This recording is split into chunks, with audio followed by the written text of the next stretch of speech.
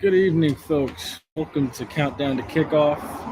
I'm JPeeps, as you know, and this evening, I don't really know. Can I say this evening? Hmm. Yeah, this evening we'll be talking everything FAMU, Florida Atlantic, getting ready for this 6 p.m. kickoff. So, as you know, of course, a couple scores and everything to keep an eye on around the country so far. Before we do roll the intro and get going, Iowa State beats Iowa for the Cyhawk Trophy 16-13. That's a final. North Dakota State's up 52-0 on Tennessee State. Kansas State's up 21-15 on Missouri. We also have Ole Miss. They're down 7-10 against Kentucky right now in the second quarter. Oregon's up on Oklahoma State. My fault. 20-3 in the second quarter. USF down in the red zone. They're trailing by 3 to Florida in the swamp right now in the second quarter. And then, of course, FAMU and Florida tonight at 6. You have Alabama State, and Southern tonight at 7:30. The big one at the Palace on the Prairie tonight as well, too. Oklahoma and Michigan. And then, of course, too, an FCS top 5 battle at 8 p.m. tonight in the mountains, up in the mountains, Montana State and South Dakota State. So with that being said, of course, get comfortable, get cozy. We got a lot to talk about. I know everybody chomping at the bit to vent a little bit on here. So by all means, and I hope y'all enjoyed our Tuesday episode with Bishop that we're going to start doing more and more. So I'm glad that everybody tuned in for that too. But as always, be sure to leave a comment, and as well too, be sure to like, share, and subscribe to the channel. We're going to get into it tonight after the intro. And whoops, didn't mean to hit that. And with that being said, let's run it. Wait, dang it, where is it? Crap. All right, there we go.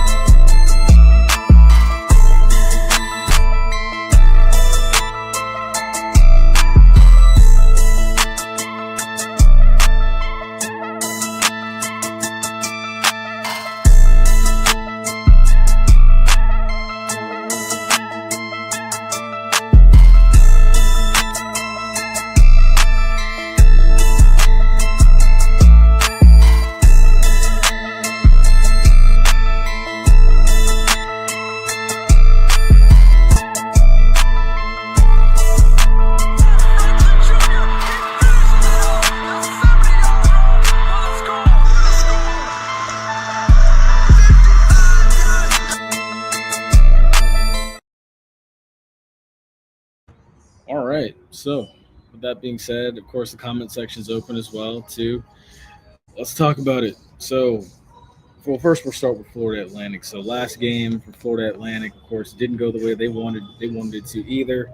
They lose to Maryland 7-39 up in College Park. A couple facts about Florida Atlantic. It is an air raid style offense. Zach Kitley, he does come from Texas Tech. He did work with Patrick Mahomes, even despite the fact that he was the assistant QB coach. He did work with Patrick Mahomes, so he has experience there.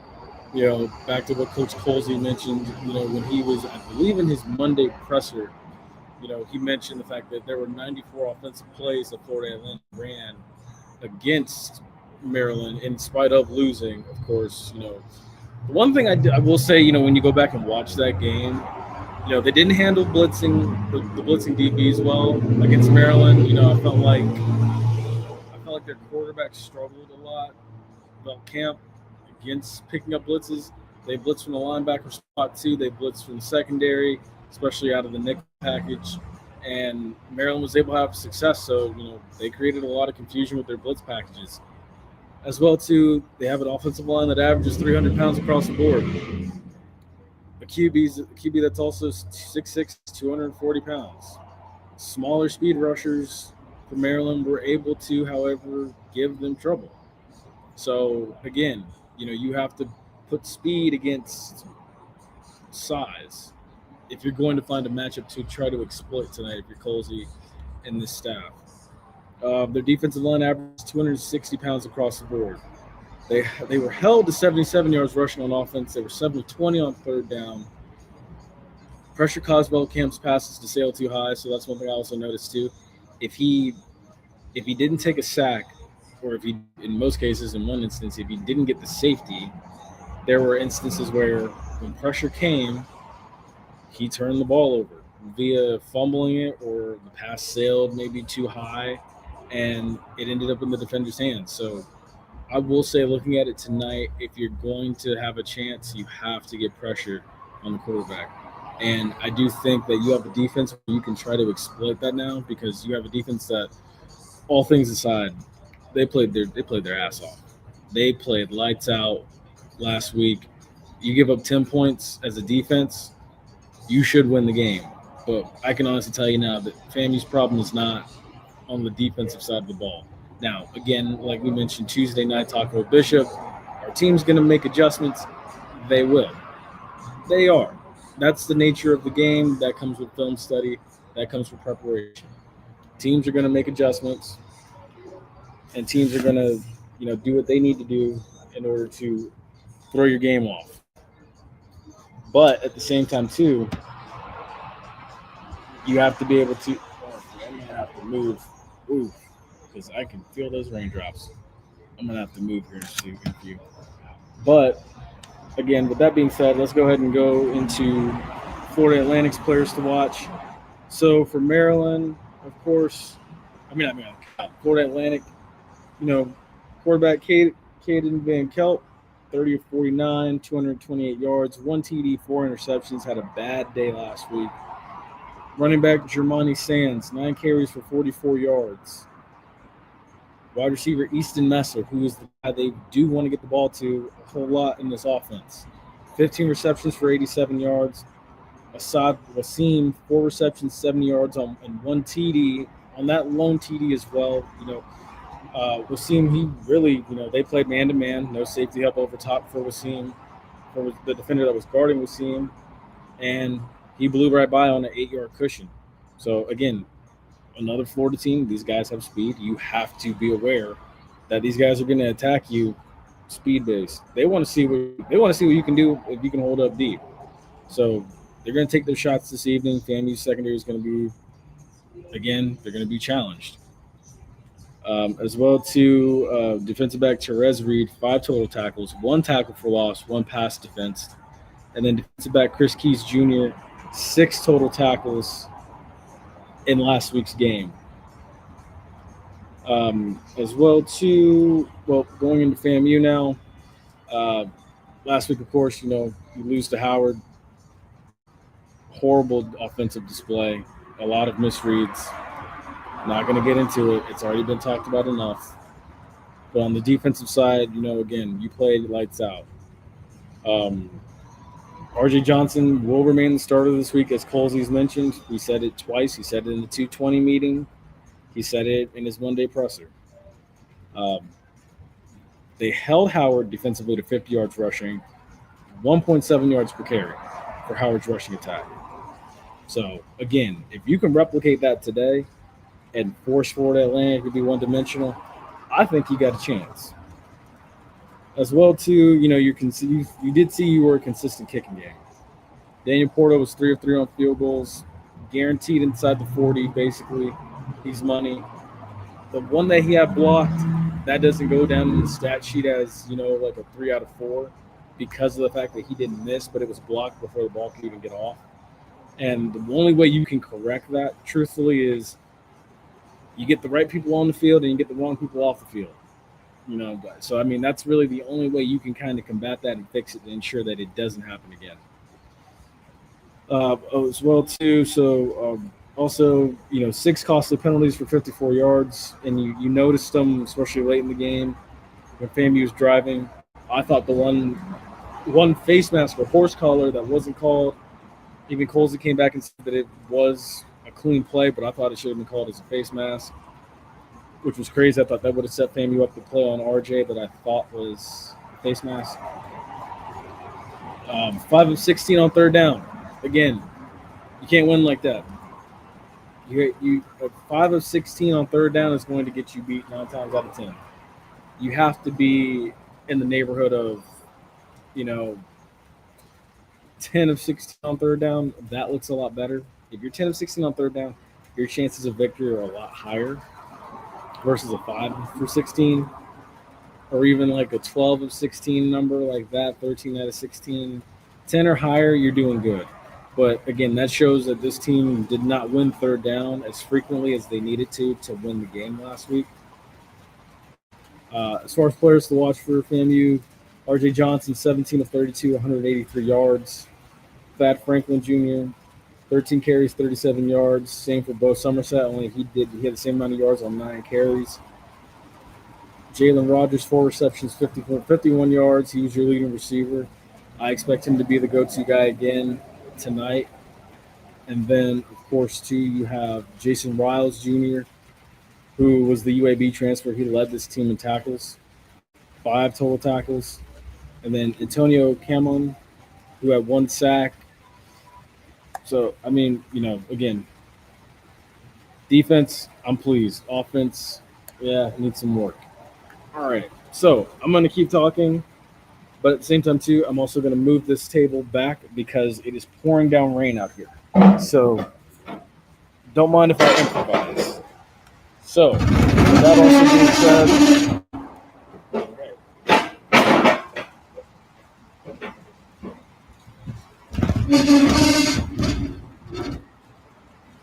okay, nice. We should be good and covered now. All right, so, jeez. All right, so as far as question goes for Florida Atlantic for tonight, how do you avoid misidentifying the blitz? Simply put, you watch film and learn from your mistakes if you're Florida Atlantic. Because truthfully speaking, if you're Florida Atlantic tonight and you can't, this is week 2 of struggling to pick up disguised blitzes, you have a problem. If you're Florida Atlantic, great if you're Colsey and Kenwood Thompson. Because honestly, if I'm Colsey and Kenwood Thompson and I'm seeing the fact that Florida Atlantic had trouble last week picking up blitzes, and also to not picking up the nickelback off the edge, and the fact that blitzing linebackers caused fumbles and created havoc against Caden Beltcamp. I'm doing the same thing again. I really am. I'm sending Jason Riles. I'm sending, I'm sending Jason Riles. I'm sending Justice Cross on blitzes. I'm sending Nayron Jenkins on blitzes, and I'm trying to get home. Maybe not all at once, but I'm sending them probably individually or maybe 2 of them at a time, trusting my corners to play against man coverage. And I'm going to try to win that matchup. And at the same time, too, I'm going to try my best to maybe have a stifling defense. Why is it important to win those one-on-one matchups? Again, if you're FAMU and you do send a blitz, you have to trust that your corners can match up man for man. Again, Asad Wasim was a guy that, blew right by his man last week against Maryland for a touchdown. And that guy had an 8-yard cushion. So you have to be respectful of the speed, but be mindful of it, of course. But again, these are 2 Florida teams matching up. So, I mean, they're both speed demons on the outside. Again, the only question is can the quarterbacks get the speed demons the football on both ends? So we'll see about that tonight. Slight edge but that goes to Caden Beltcamp. But again, I've seen crazier happen. As well too, how long until this air raid offense finds its groove? Truthfully, I'm hoping this air raid offense doesn't find its groove tonight because, for a guy like Zach Kitley who worked with Patrick Mahomes, you saw what Patrick Mahomes was able to do in that air raid offense at Texas Tech.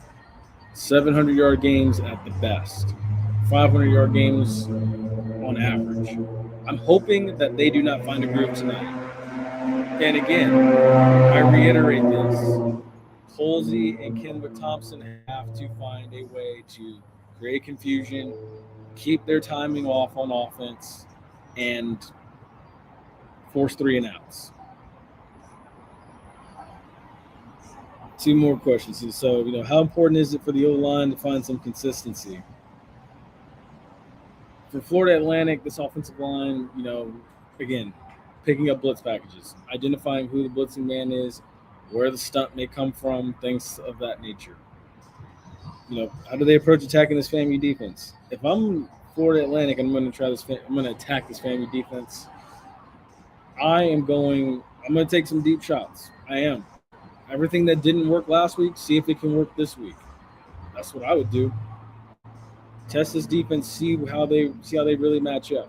Now, I do expect the FAMU defense to elevate its game at the same time. I do. Because, again, like Kevin Elliott said Tuesday night, this is a game where, you make your money. This is a game where, those NFL scouts, they want to see your seniors and your grad transfer students. They want to see what you look like against FBS opponents. That's what this game is about. This game is where you help yourself to make money. And then again, making the plays, through special teams and other facets of the game and doing little things right. All right. So keys to victory, questions for FAMU with regard to that. Can you exploit this hefty D line? Honestly, I think you're going to have to use the quick game here. If you're going to you can try running into the teeth of this hefty D line. If you have success with it, I'd say keep going back to it, quite honestly. But at the same time, too, I think this is going to be a game where if the run game's not working and you're going to force RJ to throw it, he's going to have to get it out quick and make some fast decisions. Now, again, that's going to be easier said than done. I feel like I hope, because I do expect Florida Atlantic to send a loaded box again. You're going to see Florida. If I'm Florida Atlantic, I'm keeping it very simple. I'm doing the exact same thing that Howard did last week. I'm going to load that box, and I'm going to force him to make some quick, rash decisions until he can prove he can stop it. So, again, he's going to have to grow up in a hurry. Because I think this game, before what happened last week, I thought this game was somewhat gettable. But now I'm like, I don't know. Do you expect to see any signs of improvement from RJ Johnson? Quite frankly, I hope so. Sometimes it's always good to see yourself in film in a live game. Mind you, he hasn't played since high school football. But at the same time, too, I do expect somewhat of improvement. I would like him to not be so vanilla or so timid with holding onto the football for too long. Get the ball out of your hands, get the ball into your playmaker's hands. And when someone pops open, which I'm sure someone will, make the right read and deliver the throw. Again, and it's kind of a pattern here, which I'm getting at, and it is a key to victory. How creative will Colsey and Kenwick Thompson be with their blitz packages? I think you got to be very creative. Take a page out of what Maryland did. If you can get creative and find a rhythm defensively to rattle Caden Velkamp, I don't care how tall he is, if he's 6'6", you have to find a way to maybe blitz off of his blind side and, create some type of confusion, different types of stunts between your defensive tackles and your linebackers maybe as well, or, show a blitz from one side and bring it from another side, something like that. Or, maybe even, send a blitzing safety every now and then, not too often, but every blue moon maybe. Something to that nature to get creative and create confusion. Because we've seen now, when you go back and look at last week's game, pressure causes him to fumble. Pressure will cause him to sail passes high. So, in that nature, I think you can take advantage of that. But also, too, kind of, just work your defense and see what you got coming in for next year, too. Or not next year, next week. See what you got to work with for next week and everything like that. So I do think, and also I think tonight you're going to get a good look at your depth pieces as well along this defense and on this offense. Which leads me to the last question here. Will we see Jet Petty tonight? The question on everybody's mind. Quite frankly, I hope so. I think we do. In what facet and to what degree, I don't know. Will we see him work against the ones? Or I hope we do. I hope we get to see him with the ones. I do. Because I think it's a question of if he looks good with the ones and he runs a consistent offense where ball's barely hitting the ground, and he's getting the ball out fast, he's finding his guys, he's making the proper checks at the line. I don't see how you sit him going into the next week.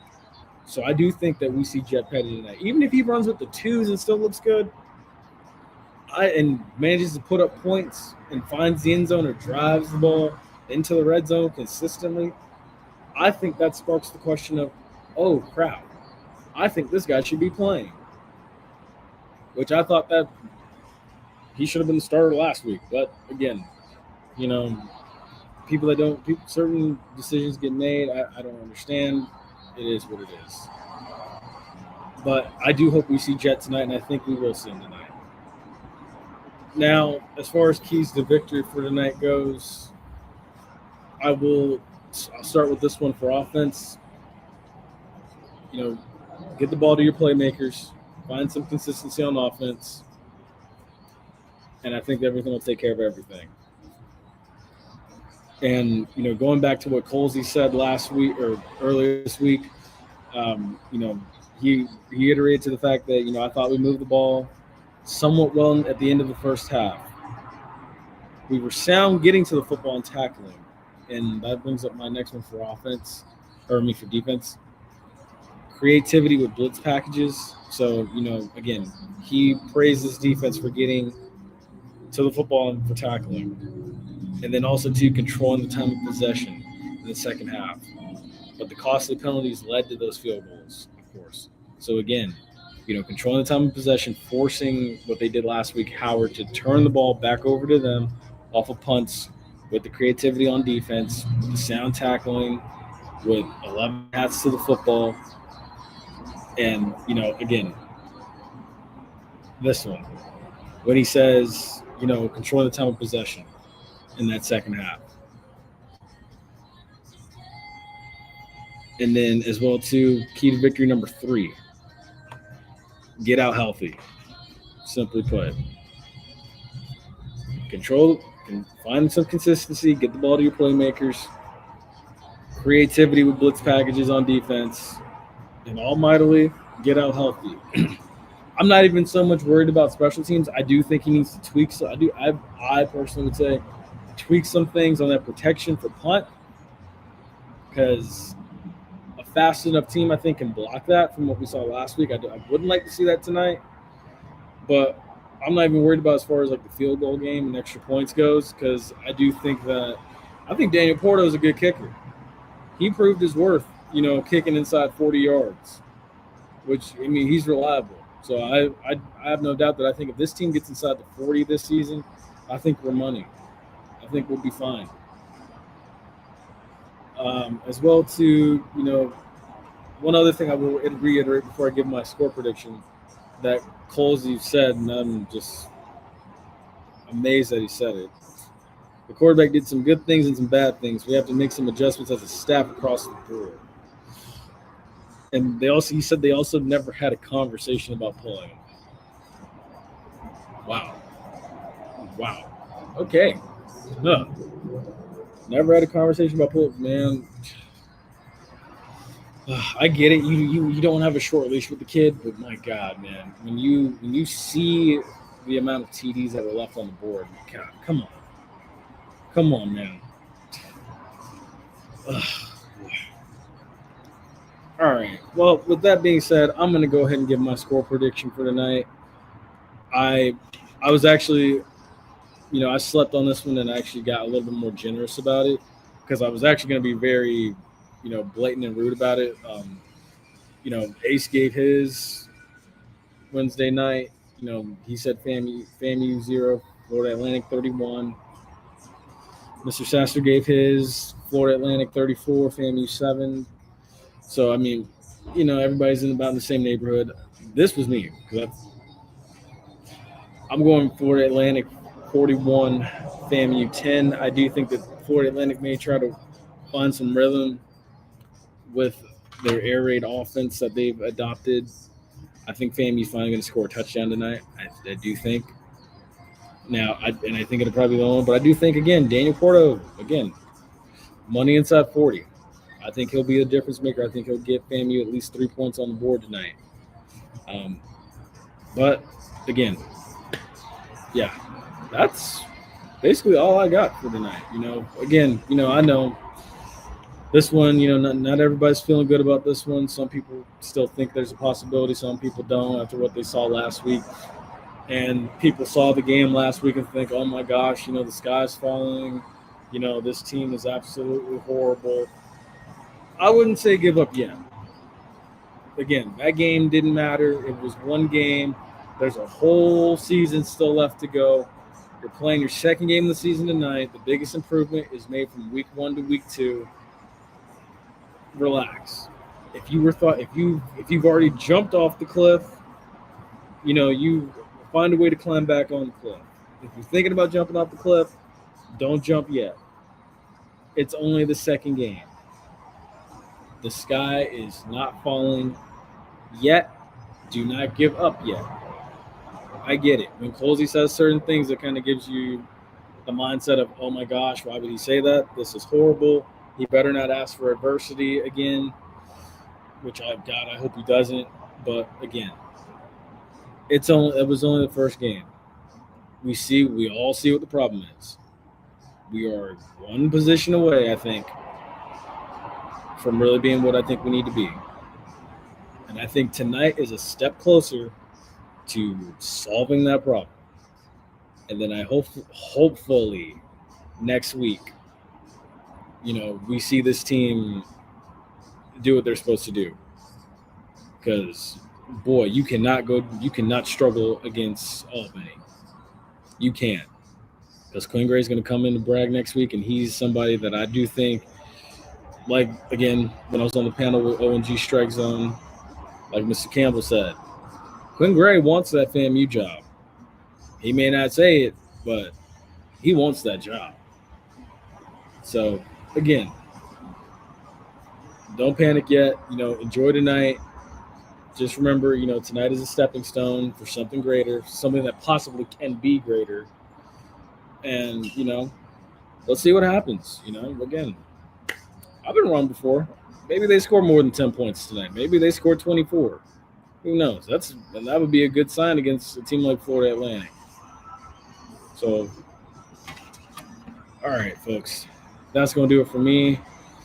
As I get out of here, if you guys got any score predictions, by all means, drop them in the comment section. And as always, be sure to leave a comment on this video. Be sure to like, share, and subscribe to this channel. There will be post-game reaction tonight as well. Win, lose, or draw.